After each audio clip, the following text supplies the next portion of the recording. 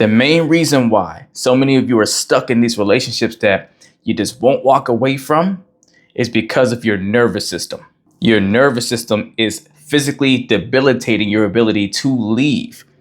And it keeps trying to aid thoughts that convince you to stay for various reasons, whether you're scared of being alone, whether you feel no one else is going to want you, whether you feel like you're questioning if you're the problem and, or you need to change something, and all these things you throw yourself through when clearly you don't feel right in this relationship. And the reason your nervous system is the thing keeping you there is because your nervous system fires off the appropriate emotions, the feelings that you've conditioned it to fire off whenever certain circumstances happen.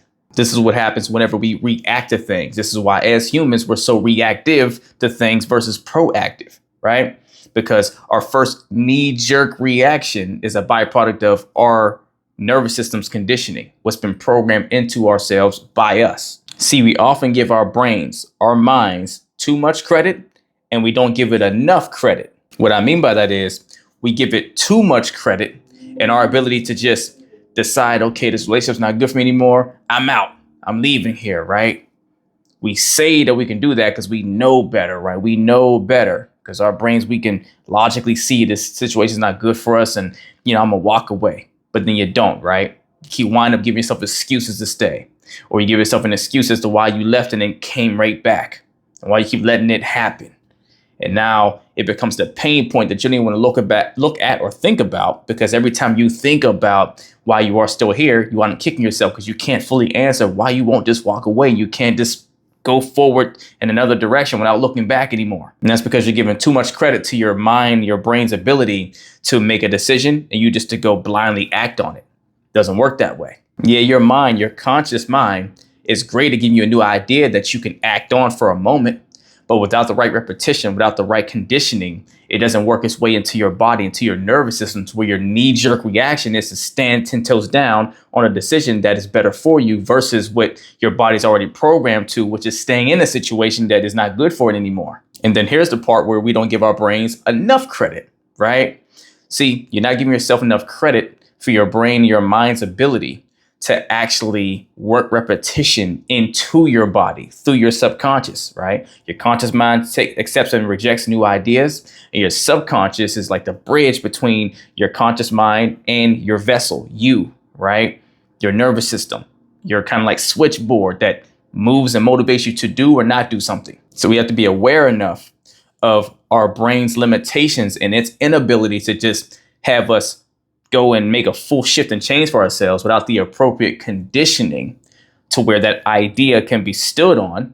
But we also have to give it enough credit to know that if you use your brain the right way, to focus on consistently pushing the narrative is actually true for yourself into your subconscious mind, into your vessel, that eventually it'll start to switch over the appropriate emotions tied to your nervous system, so that whenever you have a knee-jerk reaction, it's going to be the one that serves you more versus one that hurts you more. And remember, your nervous system's tied to your needs. It fires off the appropriate emotions to get you to do or not do something to meet a need for yourself, because all your body, your mind, and your body's primary objective is for you to survive, for you to stay alive, not for you to thrive. That's your job. So this is why your first goal you should have, if you're trying to walk away from a relationship that's difficult for you to leave, is to first figure out what needs are being met here in this relationship. Don't think so overtly, right? If you think about the obvious, to say my needs are not being met, but really challenge yourself. Why am I staying here? Do I feel safe, right? Even though it's not a truly safe environment, it's at least familiar. At least I know what to wake up to every day. It's not scary. It's not the fearful side of the unknown, right? That's a need being met. Your need for certainty. Even though it's not getting met in a healthy way, it's being met, right? So figure out all the ways that this relationship is doing something for you, even if it's in an unhealthy version of it, right? Then you ask yourself, what do I need to do consistently to start meeting and nurturing that need or those needs on my own for myself, so I can wean my nervous system off of my partner in this toxic relationship and reconnect them to something healthier that makes me more self-reliant and self-dependent, or at least dependent on something that's healthier outside of this, so I can start moving away from this. And once you figure those things out, you blindly do the task, because your mind and your body's going to try to tell you to stop, because you've already programmed it to feel like it needs your partner, right?